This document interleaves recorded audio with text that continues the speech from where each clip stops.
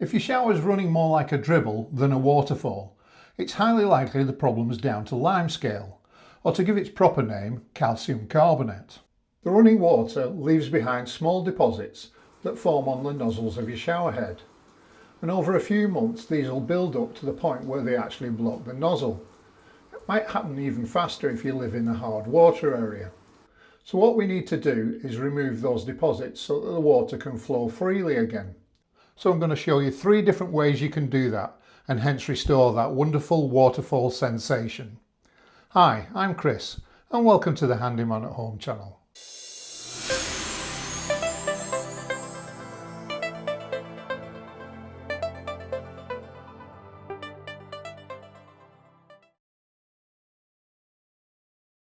So on this shower head we can see this first row of nozzles are quite blocked.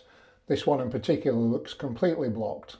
So a quick way to get rid of some of that is, if you can reach the head, with your fingernail just flick it. They're usually made out of soft rubber-like material, and just a quick flick with your fingernail will tend to get rid of most of the limescale. Again, do another one there and that one there. Now this is hardly a comprehensive clean and it will leave behind some traces, but it gets the worst of it off and only takes a couple of minutes. So if you really want a quick result, this is the one for you. But the problem with the flick method is that any limescale inside the head or in the channels of the shower head is just not going to be affected. It's still going to be there. So you may find that you still get a restriction in flow fairly quickly after you've done this. But it's worth a try.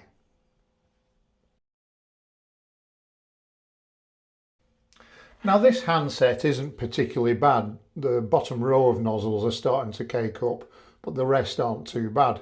Either way, I think I'll do this while I'm doing the main head anyway. So first thing to do then is to disconnect it from the hose, which usually you can do just by unscrewing. Be careful though, you might find a bit of the water runs out, so if you're like me and you stood in the shower, you're going to get wet feet. So we've got a couple of different things we could use to remove the limescale. The first is just some simple distilled white vinegar, like this from Tesco. And the second, we can use a commercial limescale remover like this from HG. So for this handset, I'm just going to use some distilled vinegar. So all we need to do is get a plastic bag, get the handset, put it in like so, and squeeze in the vinegar. Probably be easier if you took the top off. I don't know whether that's easy enough. Yep, there we go. Makes it a bit easier. And just pour enough in to give the head enough to soak the nozzles. So let's get the nozzles lying down like so. Now, we could just seal it with an elastic band, but I don't think any's going to come out if we just leave it like that. And now we can leave that to soak, probably for around 10 to 15 minutes. Okay, it's been soaking now for about 10 minutes, so let's have a quick look. So, as I said before, it wasn't really that bad to start with, but hopefully you can see that the discoloration round the bottom set of nozzles has eased off a bit. One thing you can do with an old toothbrush, you can just give it a gentle scrub like that. If you've got some particularly hard to remove limescale, you don't need to go mad, just enough to agitate the nozzles, maybe even run your thumb over them like so if you've got a particular hard deposit you can't get rid of. As I say, this one wasn't too bad anyway, and if you wanted to you could leave it in there for another few minutes to see how it goes, but overall that's pretty clean now.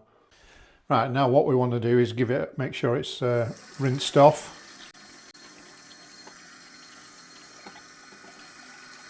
Quick test, you should see water coming out through all of them, and that'll do me. Looks pretty clean, so we can just refit it now by screwing it back onto the hose. This handset doesn't have a filter, so you don't need to worry about that. So we can move on now to the overhead fitting and clean that one too. Now, doing the plastic bag trick isn't really feasible with a shower head like this, so we're going to need to remove it. Now, hopefully you can see there's a couple of flats on the fitting there, so I'm going to use a wrench.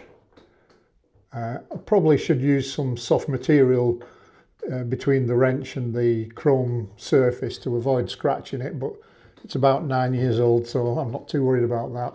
And I'm just going to start undoing it like so. I can take the wrench off now and I should be able to undo it. Now, you need to be careful that you don't drop the whole shower head, and you also need to be aware that there might well be a gush of water.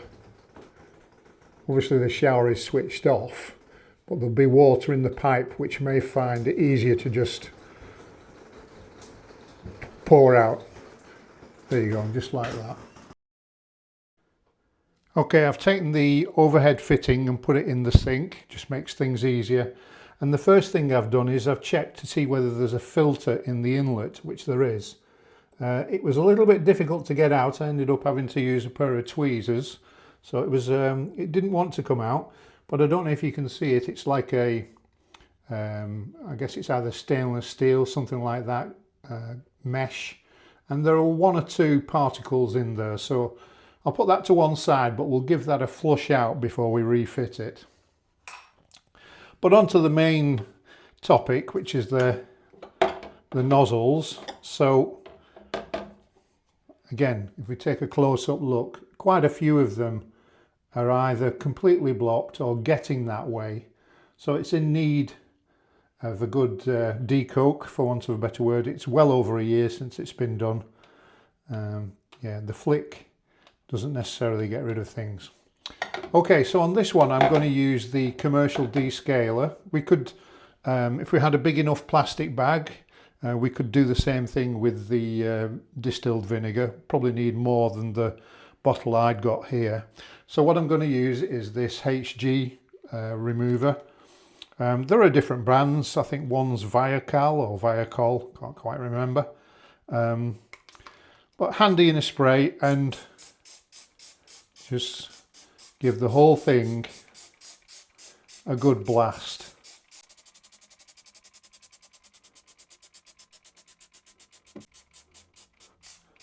And again, leave it to soak. So the instructions for this Limescale remover say don't leave it on for more than 5 minutes and don't let it dry out. So it's been about 5 minutes now, so I'm just going to go over with the toothpaste, with the toothbrush, and give all of the nozzles a quick once over. You should also see traces of the Limescale that had formed just on the rim of the headset. They should also be coming away too if they've not already disappeared. As I say, you don't need to go mad, but it's just a bit of an agitation to get rid of any stubborn bits. Right, let's rinse that off.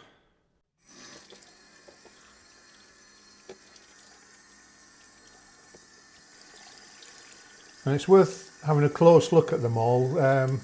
That one there seems to, no, it did have just a flick brought off the remainder. So, having given the surface a rinse off, what I tend to do now is get some in through the back.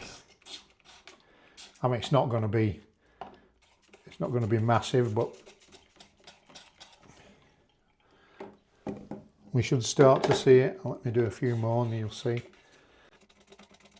If I whiz that over, you should start to see it coming out. It's coming out the middle ones mainly, but it doesn't do any harm to give it an extra dose. As I say, you could probably use vinegar as well. You don't have to use one or the other. You could use a combination. And then I'll give the whole back a bit of a dose, get that clean as well.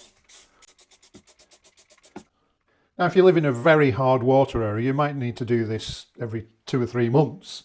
It depends how much you like your waterfall shower. But as I say, we tend to get away with a yearly basis. Well, that's how often it gets done anyway. Okay, let's give it a rinse off.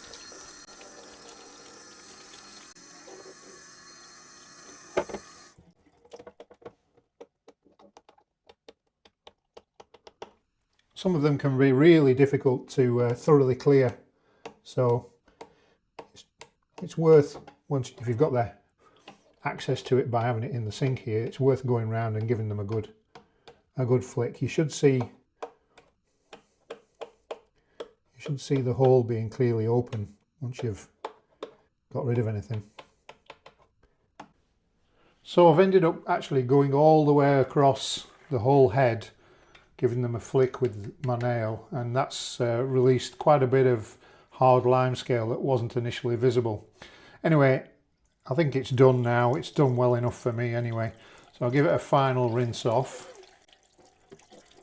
Then we don't forget the washer and the filter. So again, just a bit of agitation to get rid of any debris. Yeah, that's gone. So that can just pop back in like so. You should be able to push it down. Don't push it on the mesh of the filter, push on the surrounding rubber to make sure it's seated properly. Okay, we need to put it back on, and this is almost harder than getting it off. So you need to keep your grip on the head all the time. Sorry if I'm knocking the camera. And keep turning it until you're absolutely sure it's on the thread and won't fall down onto your shower tray and crack it. Keep turning it until it doesn't feel like it's going to go anymore. Just tighten it up. Don't force it, just tight enough that it's held on and you're not going to get any water coming back. Try and get it level, and hopefully that's the job done.